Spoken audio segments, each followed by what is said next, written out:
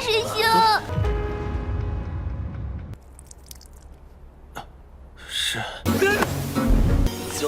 救命！都这样了，这家早就百毒不侵了，给师尊。 Halo semuanya, selamat datang di Ruang Sinema. Bagaimana kabar kalian semua? Semoga selalu sehat dan baik-baik saja. Sesuai jadwal, jadi pada hari ini kita akan kembali melanjutkan series Donghua yang berjudul Hidden Sekte Leader episode 23-24. Di bagian sebelumnya, di kompetisi Tianyun, para murid Sekte Immortal termasuk Keitian dan Guxian menggunakan formasi pedang 7 bintang untuk mengalahkan murid Sekte Wujidao. Sehingga Sekte Immortal pun diumumkan sebagai pemenangnya. Namun Chen Xunyan menuduh Guxian masih menjadi murid Sekte Wujidao. Guxian membantah dan mengaku kalau dia telah meninggalkan Sekte Wujidao karena tindakan sesat mereka. Setelahnya Chen Xunyan mencoba menyerang Guxian. Akan tetapi Chen Xunyan dapat dan cepat dihabisi oleh Jiang Beichan menggunakan kartu serangan dari sistem. Setelah kompetisi berakhir, para murid Sekte Immortal pergi mencari harta masing-masing di pavilion harta karun.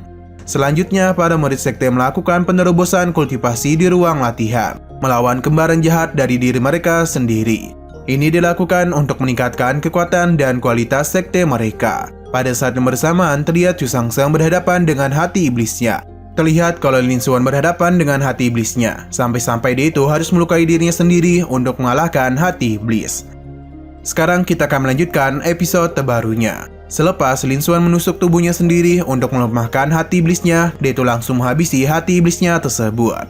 Setelah menghabisi hati iblisnya, seketika Lin Xuan terjatuh tak berdaya dan kondisinya yang mulai sekarat. Menyadari kondisi Lin Xuan itu, Jiang Beichan pun bergegas untuk membawanya keluar dari ruang latihan dan pergi ke aula sekte. Sebelum memasuki ruang sekte, Jiang Beichan sempat menyuruh Jelingxi untuk menjaga pintu masuk dan melarang siapapun yang ingin masuk. 联系。 突然不动了，一直要集合间。 Di dalam aula sekte, terlihat Jiang Beichan yang sedang berusaha mencari sebuah pil emas untuk menyembuhkan Lin Xuan. Tak bersama, Jiang Beichan akhirnya berhasil menemukan pil emas dan segera menggunakannya kepada Lin Xuan.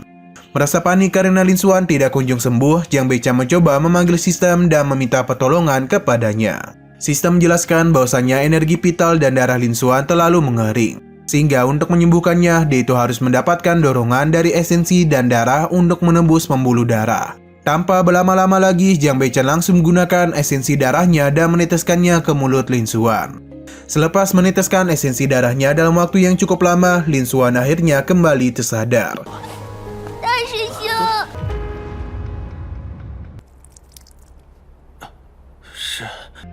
Lalu Jiang Beichan mengatakan kalau tindakan Lin Xuan sebelumnya di ruang latihan adalah tindakan yang salah.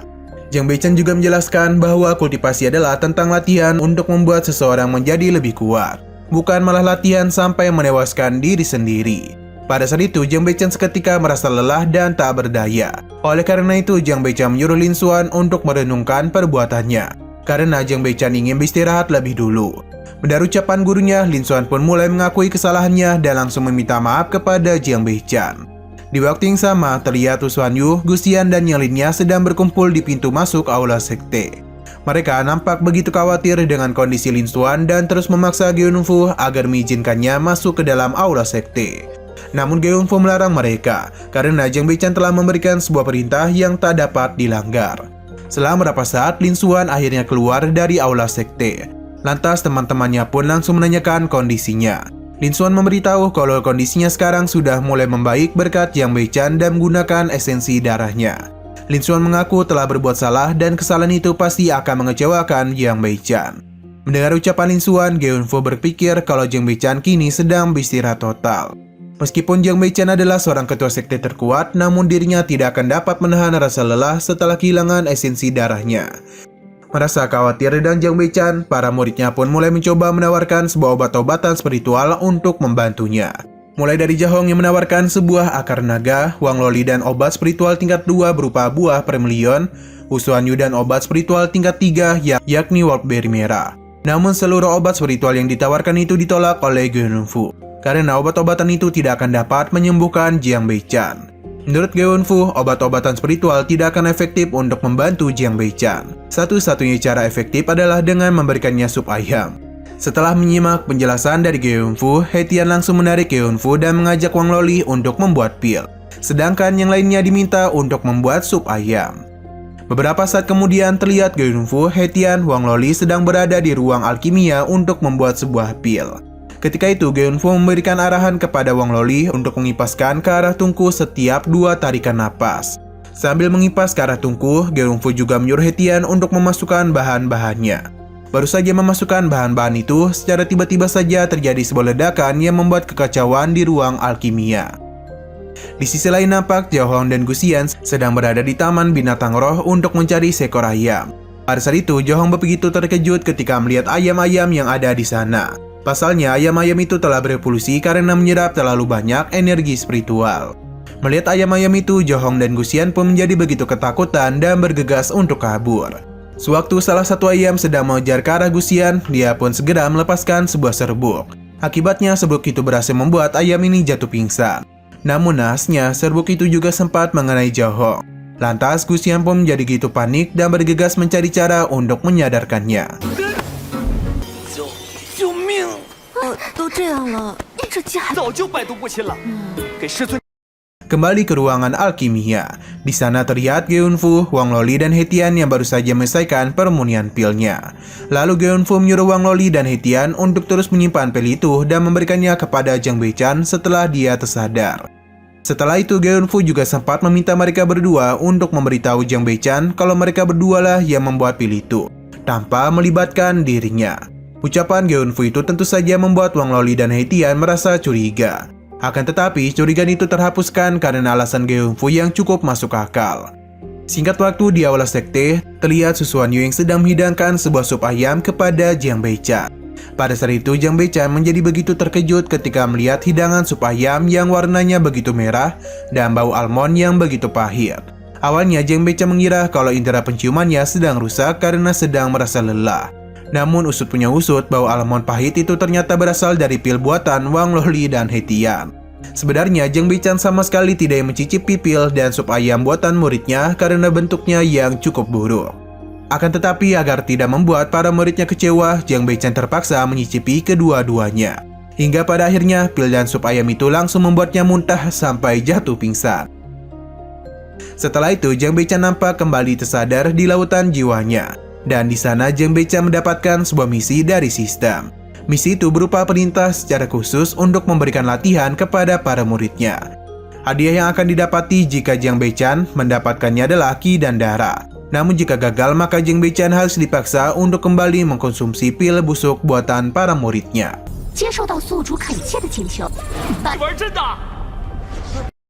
Beberapa saat setelahnya, Jiang Beichan mulai melatih Hetian dan yang lainnya untuk menyempurnakan sebuah senjata.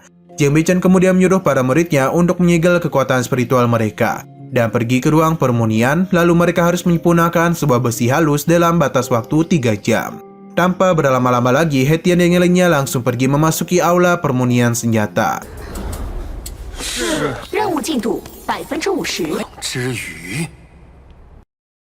Di dalam aula permunian senjata itu, mereka nampak begitu kewalahan dengan hawa ruangan yang panas. Terlebih lagi mereka harus memunikan senjata secara manual tanpa bantuan dari energi spiritual.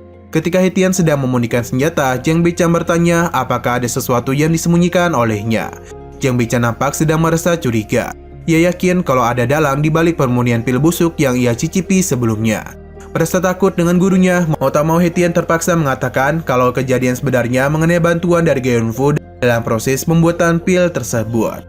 Mendengar hal demikian, Jiang Beichan langsung meminta Ye Lingxi untuk menjemput Ge Yunfu di pavilion kitab suci.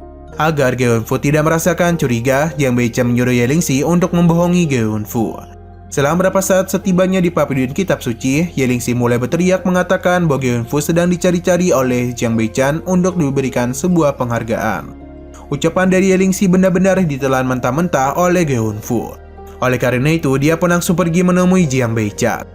Sampai di sana, Jiang Beichan mulai bertanya kepada Ge Yunfu mengenai pembuatan pil yang dipimpin oleh Ge Yunfu bersama Hetian dan Wang Loli. Pertanyaan dari Jiang Beichan langsung disangkal oleh Ge Yunfu. Dia mengaku bahwa dirinya tidak ada sangkut pautnya dengan pil tersebut. Menyadari kalau Ge Yunfu sedang berbohong, Jiang Beichan langsung memaksa Ge Yunfu untuk masuk ke dalam ruang latihan.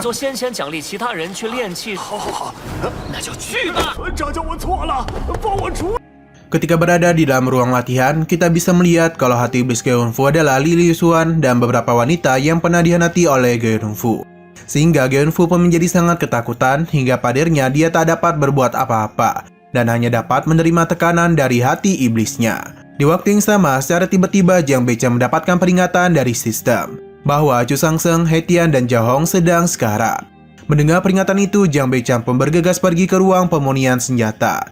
Di sana terlihat situasi yang sedang kacau balau karena sebuah api yang membara di setiap sudut ruangan. Melihat Zhao Hong, Chu Shangsheng, dan He Tian yang sedang sekarat, Jiang Beichen langsung melempar mereka keluar dari ruang pemurnian senjata. Selesai menyelamatkan mereka bertiga, Jiang Beichen mulai berjalan pergi menuju keluar. Namun tiba-tiba saja Jiang Beichen kehabisan energi spiritualnya yang mengakibatkan dia jatuh pingsan. Saat Jiang Beichen tergeletak tak berdaya, sistem mengatakan kalau dia itu mendapatkan sebuah nilai penuh atas tindakan baiknya yang berani mengorbankan diri untuk menyelamatkan orang lain. Selain itu, Jiang Beichen juga dinyatakan telah selesai melaksanakan misi melatih murid-muridnya. Dan begitu Jiang Beichen pun mendapatkan sebuah hadiah berupa esensi dan darahnya yang akan terisi secara penuh. Sesudah esensi dan darahnya terisi kembali, Jiang Beichen akhirnya kembali tersadar dan perlahan keluar dari ruang pemurnian senjata. Setelah Jiang Beichen keluar dari sana, para muridnya termasuk Geunfu menjadi begitu takjub dan ketahanan tubuh Jiang Beichen.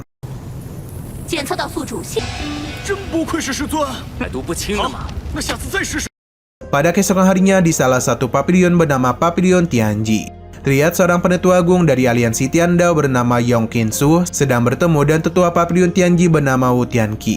Mereka berdua terdengar sedang menyusun persiapan untuk menyambut alam rahasia Tianyun yang akan segera terbuka. Sebagai bentuk rasa hormatnya kepada penetua agung aliansi Tiandao, Wu Tianqi memberikan sebuah batu giok surga. Setelah Yong Qiansu mengambil batu giok surga, ia pun bergegas pergi menjauhi Wu Tianqi karena ia menyadari kalau Wu Tianqi sebentar lagi akan tersambar petir. Benar saja prediksi dari Yong Qiansu benar-benar terjadi, sehingga sebuah petir pun tiba-tiba muncul dan menyambar Wu Tianqi. Kembali ke Sekte Immortal. Di sana terlihat He Tian dan Zhao Hong sedang diberi hukuman oleh Jiang Beichen, yang mana mereka berdua disuruh untuk terus berlutut sampai pintu alam rahasia Tianyun terbuka. Tak berselang lama secara mengejutkan, pintu alam rahasia Tianyun pun terbuka. Dan Jiang Beichen langsung menyuruh Zhao Hong serta He Tian untuk pergi memasuki alam rahasia tersebut.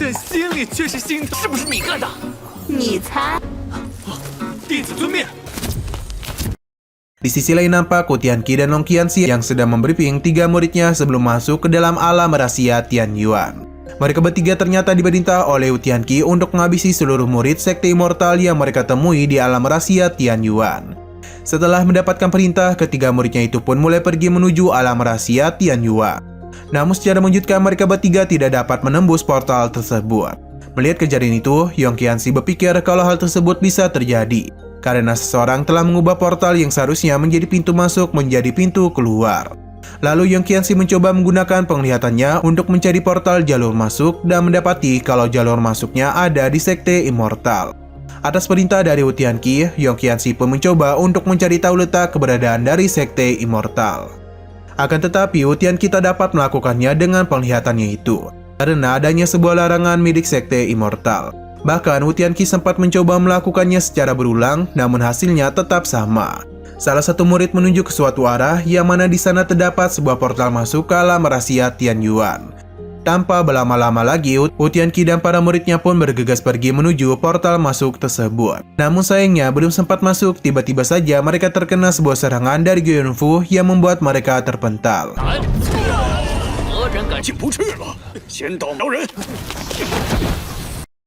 Sementara itu di alam rahasia Tianyuan, terlihat Zhao Hong dan He Tian sedang mengambil beberapa batu giok yang mereka temukan di sana. Setelah mengambil batu giok itu, mereka berdua kembali melanjutkan perjalanan. Hingga padanya mereka berhenti karena secara tidak sengaja menemukan sebuah ruangan yang mirip dengan pavilion kitab suci.